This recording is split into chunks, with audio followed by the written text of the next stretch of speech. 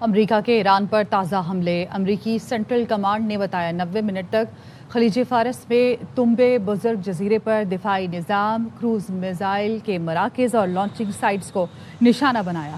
حملوں کا مقصد ایران کی آبنہ ہرمز میں تجارتی جہازوں پر حملوں کی صلاحیت مزید کمزور کرنا ہے۔ امریکی طیاروں نے گزشتہ رات بھی شدید حملے کیے۔ فوجی چھاؤنی پر حملے میں 7 فوجیوں سمیت گزشتہ 4 روز میں 30 ایرانی شہری شہید ہونے کی تصدیق کر دی گئی۔ ایران نے اردن، کویت اور بحرین میں امریکی اڈوں پر حملے کیے ہیں۔ پاسداران انقلاب کا کہنا ہے کہ بحرین میں شیخ عیسیٰ ایئر بیس پر اسلحہ اور پرزہ جات کے گودام تباہ کر دیے گئے۔ اردن میں الارزق فضائی اڈے کو ڈرون حملے میں نشانہ بنایا گیا۔ کویت کے علاقے مینا عبداللہ میں امریکی فوج کے لاجسٹکس مرکز اور علی السالم ایئر بیس پر حملے میں دشمن کے کئی ڈرون تباہ کر دیے۔ تہران سے معاہدہ نہ ہوا تو اگلے ہفتے ایران کے بجلی گھروں پر حملے کیے جا سکتے ہیں۔ امریکہ کے صدر ڈونلڈ ٹرمپ نے خبردار کر دیا۔ فاکس نیوز کو انٹرویو میں کہا کہ وہ اس بارے میں کچھ نہیں کہنا چاہتے۔ کبھی کبھی زمینی آپریشن کی ضرورت پڑتی ہے، لیکن ایسے لوگ بھی ہیں جو ہمارے لیے زمینی کارروائی کریں گے۔ Gets really bad for them because next week comes the power plants, next week comes the bridges. We're going to knock out all their power plants, we're going to knock out all their bridges. Unless they get to the table and negotiate. I think they have no choice. But my representatives over the course of, actually, an hour ago, they want to make a deal. But every time they make a deal, they break it. I said, you better make a deal. You're not going to have anything left. امریکی قومی سلامتی team نے ایران پر بڑے پیمانے پر بمباری کی تجویز دے دی ہے۔ امریکی صدر کی زیر صدارت ایران پر حملوں سے متعلق جائزہ اجلاس سچویشن روم میں ہوا۔ امریکی ویب سائٹ ایکزیوس نے بتایا کہ امریکی دفاعی حکام نے ٹرمپ کو ایرانی میزائل اور ڈرون سائٹس پر حملوں پر بریفنگ دی۔ امریکی صدر کو بتایا گیا پینٹاگون نے ایران کے خلاف فوجی مہم کی تیاریاں مکمل کر لی ہیں۔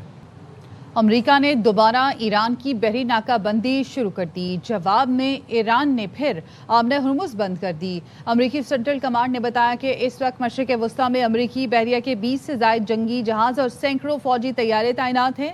امریکی افواج چوکس اور مہلک کارروائی کے لیے تیار ہیں۔ دوسری طرف پاسداران انقلاب کا کہنا ہے آبنہ ہرمز اس وقت تک بند رہے گی جب تک دشمن اپنی کارروائیاں بند نہیں کرتا۔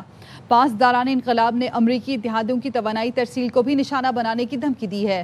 کہا ہے تنازع جاری رہا تو تیل اور گیس کے برآمدی راستے خطرے میں پڑ سکتے ہیں۔ خطے سے توانائی کی برآمدات سب کے لیے ہوں گی یا کسی کے لیے نہیں۔ ایرانی وزیر خارجہ عباس عراقچی قطر کے دورے پر دوحہ پہنچ گئے۔ عباس عراقچی قطر کے سابق امیر شیخ حمد بن خلیفہ الثانی کے انتقال پر تعزیت کے لیے دوحہ پہنچے ہیں۔ اہم دورے کے دوران قطری حکام سے بھی ملاقاتیں متوقع ہیں۔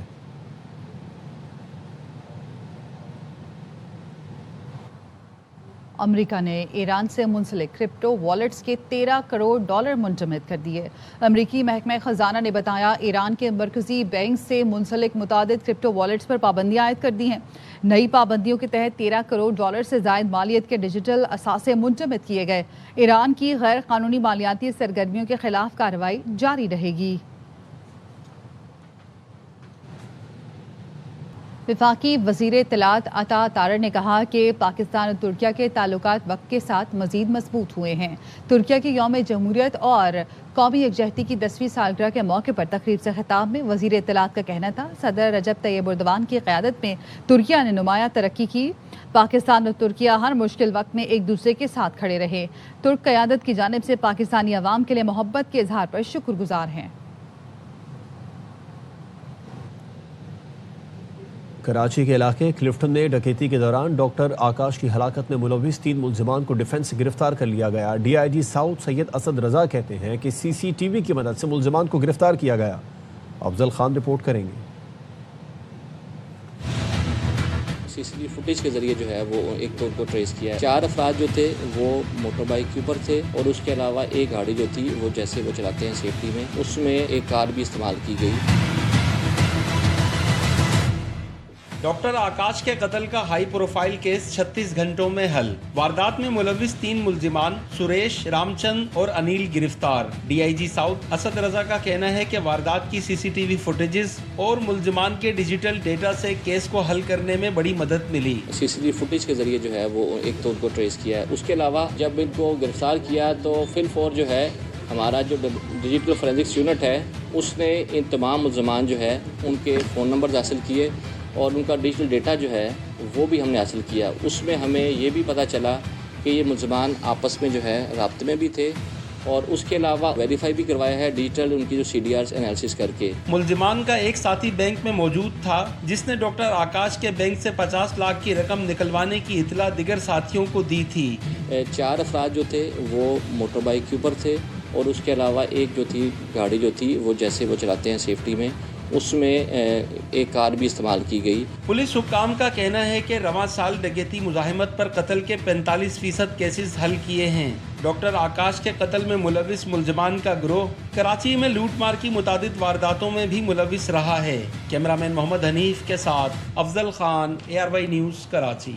کراچی کے علاقے لیاری میں جماعت اسلامی کے دفتر پر دستی بم حملے کا مقدمہ درج کر لیا گیا. دستی بم دھماکے میں 3 افراد زخمی ہوئے تھے. جماعت اسلامی کے حلقہ ناظم زخمی عبدالباقی کی مدعیت میں FIR درج کی گئی.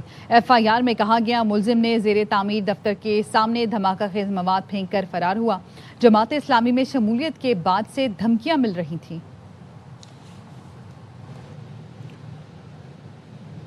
بنوں میں دہشت گردوں نے بارود سے بھری گاڑی تھانہ میریان سے ٹکرا دی. DPO بنوں فرقان بلال کا کہنا ہے کہ دھماکے میں 4 پولیس اہلکار زخمی ہوئے ہیں. قریبی گھروں کو نقصان پہنچا. زخمی اہلکاروں کو ڈسٹرکٹ اسپتال منتقل کر دیا گیا.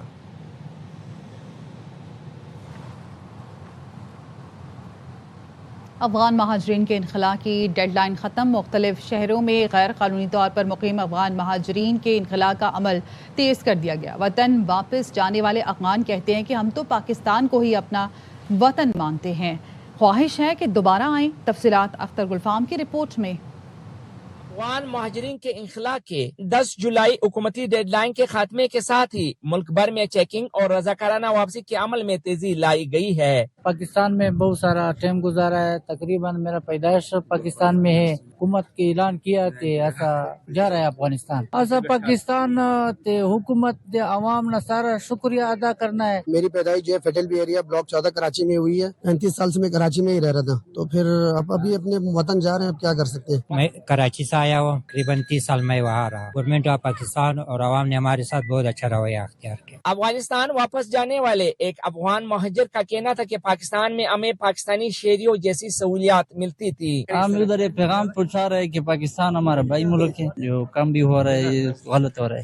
1 اپریل 2025 سے چمن پاک افغان سرحد باب دوستی کے ذریعے اب تک 6,36,140 افغان شہری واپس افغانستان جا چکے ہیں. کیمرامین آیت اللہ کے ساتھ اختر گلفام, ARY نیوز, چمن. اس کے ساتھ ہی نیوز بلیٹن سے فی الوقت اتنا ہی. دیکھتے رہیے ARY نیوز.